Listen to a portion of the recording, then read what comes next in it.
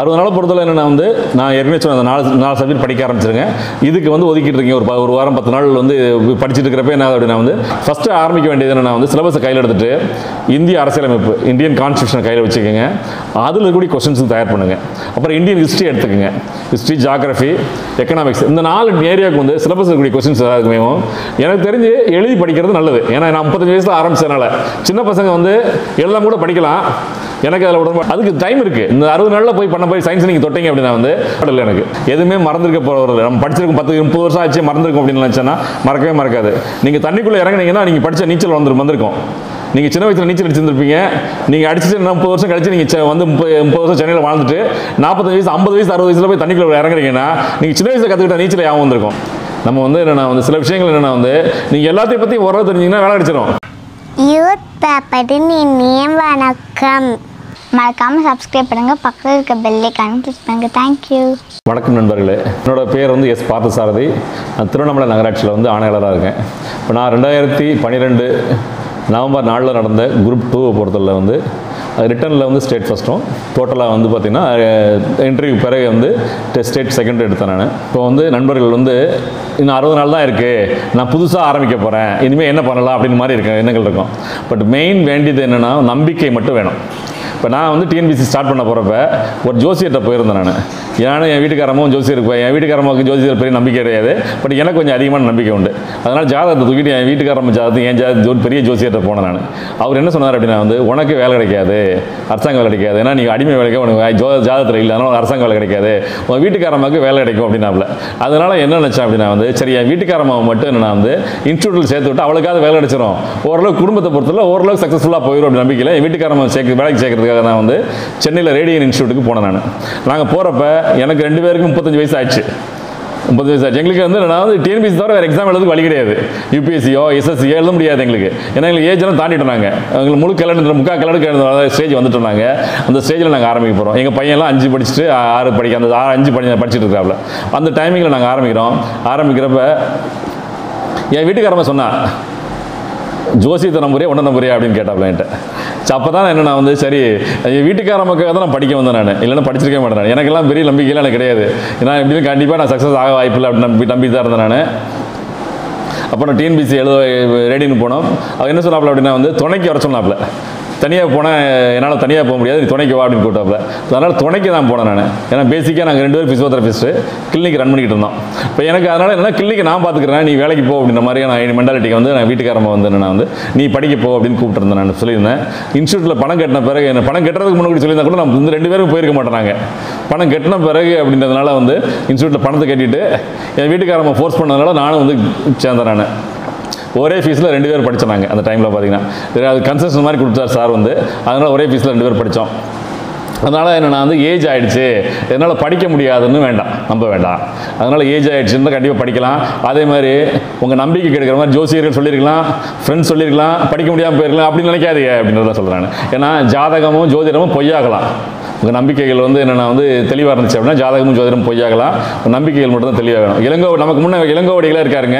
இளங்கோவடிகளையே வந்து ஜோதிடர் வந்து என்னென்னா வந்து நீ தான் வந்து அரசனாவ, உங்கள் அண்ணா வந்து அரசனாக முடியாதுன்னு சொன்னதுனால இளங்கோவடிகள் என்ன பண்ணார் அப்படின்னா வந்து சாமியாராக போயிட்டார். நமக்கு படிச்சிருக்கணுமோ சிலப்பதிகாரத்தில் இளங்கோவடியில் படிச்சிருக்கணுமோ. அப்போ அந்த மாதிரி என்ன ஜோதிடம் இல்லாட்டி நம்ம நம்பிக்கைகளை கெடுக்கிற மாதிரி என்ன வந்து சொந்தக்காரங்க வீட்டுக்கு போனீங்க அப்படின்னா வந்து நீங்களாம் படிக்க போன இந்த வயசில் எப்படி படிப்ப, 35 வயசில் எப்படி படிக்க முடியும், 40 வயசில் எப்படி படிக்க முடியுமா விஷயம் கேள்வி கேட்கலாம். அதே மாதிரி பார்த்தீங்க அப்படின்னா வந்து இதில் காசு பணம் செலவழிக்கணும், நீ எப்படி படிக்கப்பா அப்படின்ற மாதிரி விஷயங்கள் கேட்கலாம். அதனால் வந்து எனக்கு தெரிஞ்சு நம்பிக்கை தவிர்த்து வேறு ஒன்றும் தேவையில்லை. நீங்கள் படிக்கணும் இன்றைக்கி ஆரம்பிக்கிறீங்க அப்படின்னா வந்து ஒன்றே ஒன்று பண்ணணும். சிஸ்டத்துக்குள்ளே போயிட்டு நெட்டுக்கு போயிட்டு டிஎன்பிஎஸ்சி போய் சிலபஸை பிரிண்ட் அவுட் எடுங்க. சிலபஸ் கையில் இருக்கணும். எப்பவுமே என்னென்னா வந்து கத்தி இல்லாமல் வெட்ட முடியாது.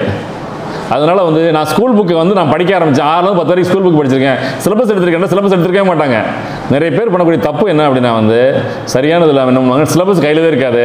ஸ்கூல் புக்ஸை வந்து வரிசையாக படிப்பாங்க. ஸ்கூல் புக்ஸில் உங்களுக்கு தேவையான டாபிக் இல்லாமல் இருக்கும். ஏன்னா உங்கள் சிலபஸில் வந்து இந்தியன் ஜியாகிரஃபி இருக்கும் அப்படின்னா அங்கே வந்து வேர்ல்டு ஜியாகிரஃபி இருக்கலாம். அது மாதிரி இந்தியன் ஹிஸ்ட்ரி இருக்குது அப்படின்னா சிலபஸில் இருக்குது அப்படின்னா வேர்ல்டு ஹிஸ்ட்ரி இருக்கலாம். உங்களுக்கு என்ன தேவையோ அது மட்டும் படிங்க. நம்ம வந்து என்னென்னா வந்து சில விஷயங்கள் என்னென்னா வந்து நீங்கள் எல்லாத்தையும் பற்றி ஓரளவு தெரிஞ்சிங்கன்னா வேலை கிடைச்சிடும். எதுலேயோ உள்ள மாஸ்டர் ஆனீங்கன்னா வேலை கிடைக்காது. டிஎன்பிஎஸ்சி மாதிரி இடங்கள் வந்து பார்த்தீங்கன்னா வந்து உங்களுக்கு தேவையே என்னென்னா வந்து உங்களுக்கு ஜெர்னலிஸ்ட் கேட்டகரி தான் உங்களுக்கு தேர்ந்தெடுக்கிறாங்க. உங்களை போய் பிஹெச்டி வந்து ஃபிசிக்ஸில் வந்து மாஸ்டர் கேட்கலாம் நமக்கு. அதனால் உங்களுக்கு தேவை என்னென்னா சிலபஸ் எடுத்துக்கோங்க. சிலபஸில் ஒரு ஏரியா மிஸ் பண்ண வேண்டாம். நான் உங்கள்கிட்ட ஏற்கனவே சொன்ன மாதிரி என்ன வந்து நீங்கள் சயின்ஸை மட்டும் ஒதுக்கி வைங்க.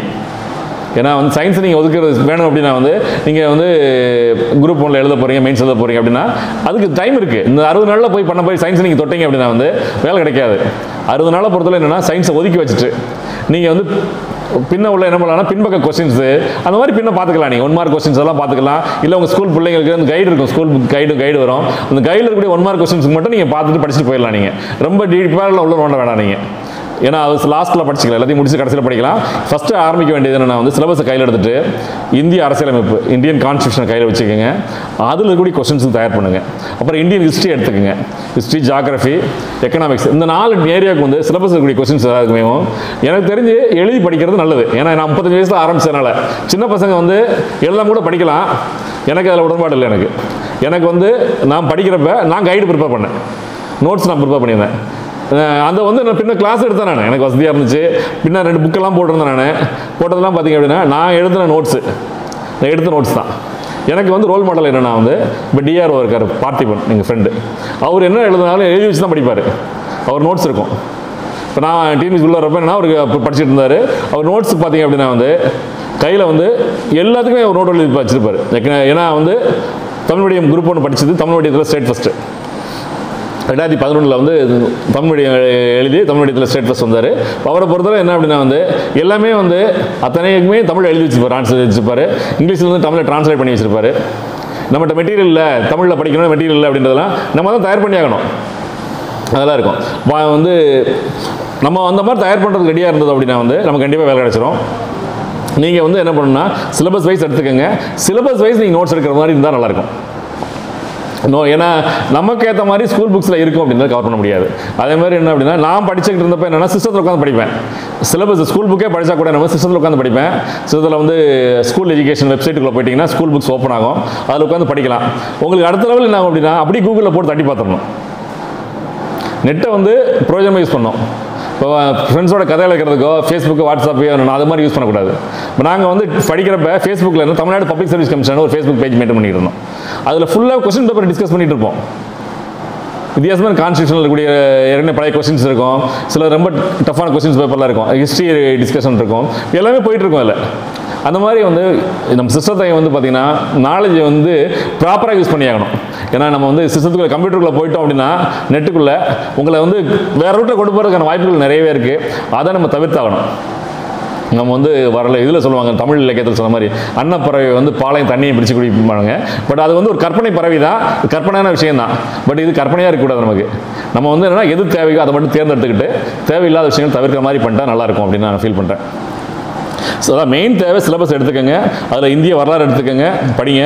இந்திய வரலாறு பொறுத்தல என்ன அப்படின்னா வந்து ஸ்கூல் புக்ஸு அப்புறம் பார்த்திங்க அப்படின்னா தமிழ்நாடு வரலாறு பொறுத்தல என்னென்னா வந்து அதாவது சுதந்திர போராட்ட வரலாறு பொறுத்தல வந்து வெங்கடேசன் அப்படின்னு ஒரு ஆத்தரோட புக் இருக்கும், அது நல்லாயிருக்கும் வரலாறுகளை பொறுத்தல. ஏன்னா அது தேவை நமக்கு. இந்திய வரலாறு தமிழ்நாடு வரலாறு பொறுத்தல என்னென்னா வந்து நீங்கள் வந்து நீதி கட்சியோட ஆரம்பிச்சிலேருந்து திராவிட பாரம்பரியம் வரைக்கும் எல்லாமே நமக்கு வந்து ஒவ்வொரு ஸ்கீமை பற்றியும் கேட்க வாய்ப்பு இருக்கும், எல்லாத்துக்குமே யூஸ் ஆகும். அதனால் நீங்கள் வந்து இந்திய வரலாறு பொறுத்தல நீங்கள் வெங்கடேசன் புக் வாங்கிக்கலாம். அதே மாதிரி தற்கால வரலாறுமே வெங்கடேசன் புக் இருக்கும். பார்த்தீங்கன்னா காண்டம்பரர் இந்தியா வந்து பார்த்தீங்கன்னா வெங்கடேசன் நல்லா இருக்கும்.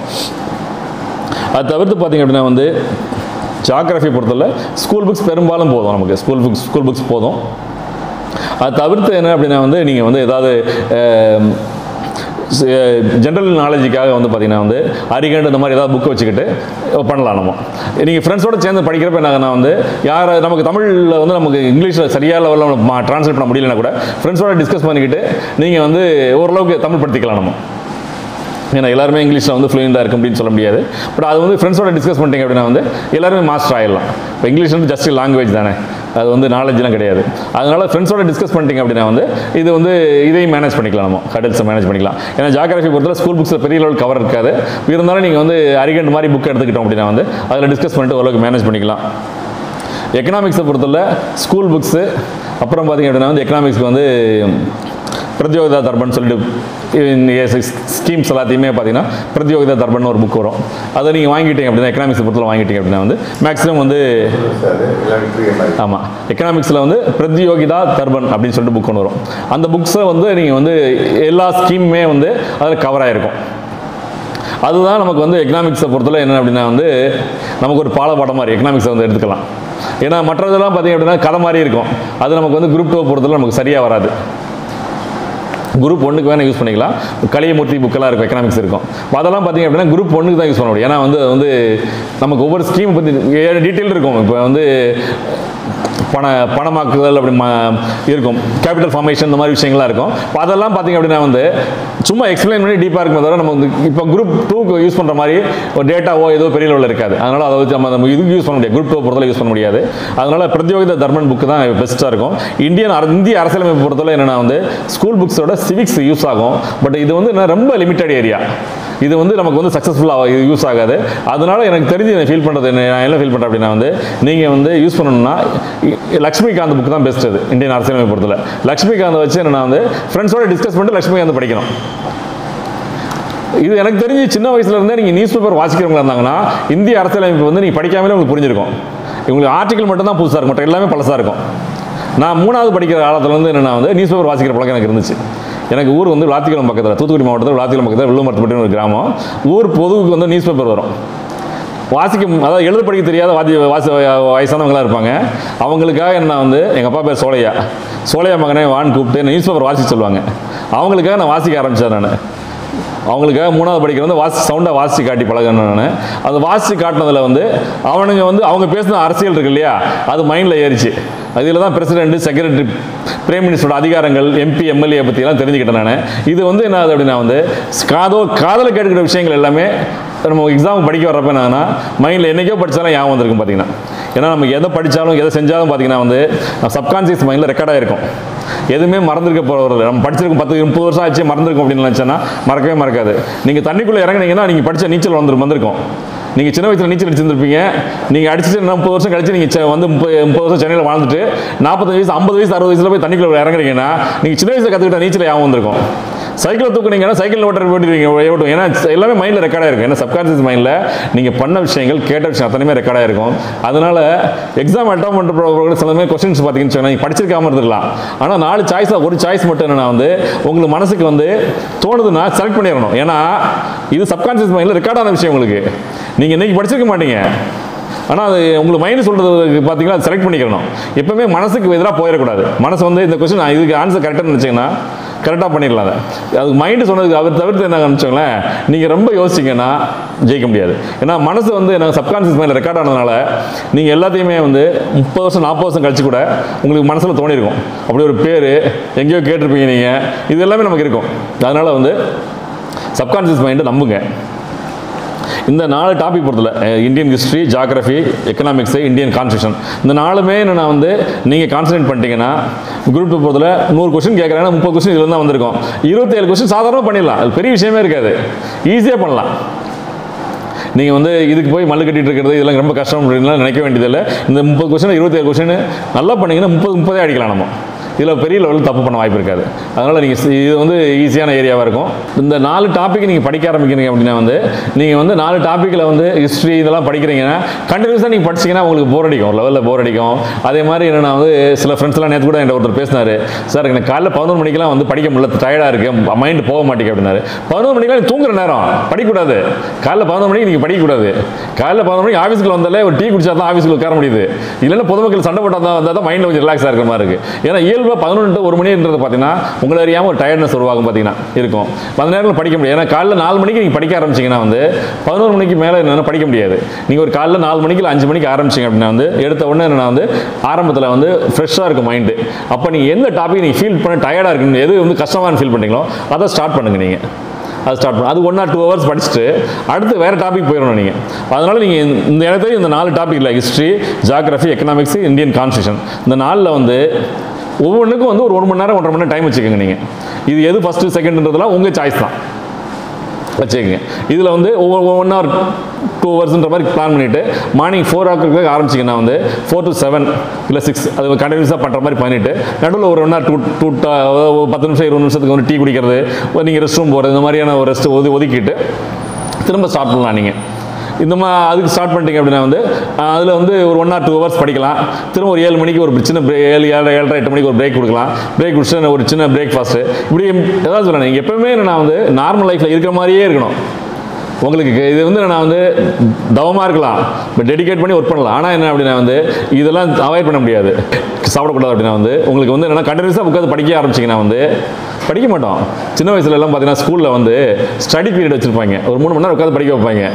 ஸ்டடி பீரியடில் ஒரு 1/2 மணி நேரம் படிப்போம். அதுக்கு பிறகு என்னென்னா ஒவ்வொரு மூஞ்சியும் பார்த்துட்டே இருப்போம். ஏன்னா பொழுது போகாது, படிக்க உள்ளே போகாது. என்னென்னா எந்த ஃபோர்ஸ் பண்ணியும் நம்ம படிக்க வைக்க முடியாது. இயல்பாக படித்தா மட்டும்தான் மண்டையில் ஏறும்.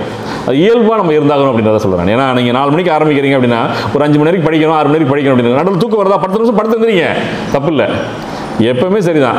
படுத்து வந்துருக்கீங்கன்னா கண்ணை மட்டும் க்ளோஸ் பண்ணணும். நீங்கள் படித்தது வந்து ரிவிஷன் பண்ணுற மாதிரியான மைண்டில் யோசிச்சுட்டு இது மாதிரி பிளான் பண்ணிங்க அப்படின்னா வந்து ஒரு யூஸ்ஃபுல்லாக இருக்கும்.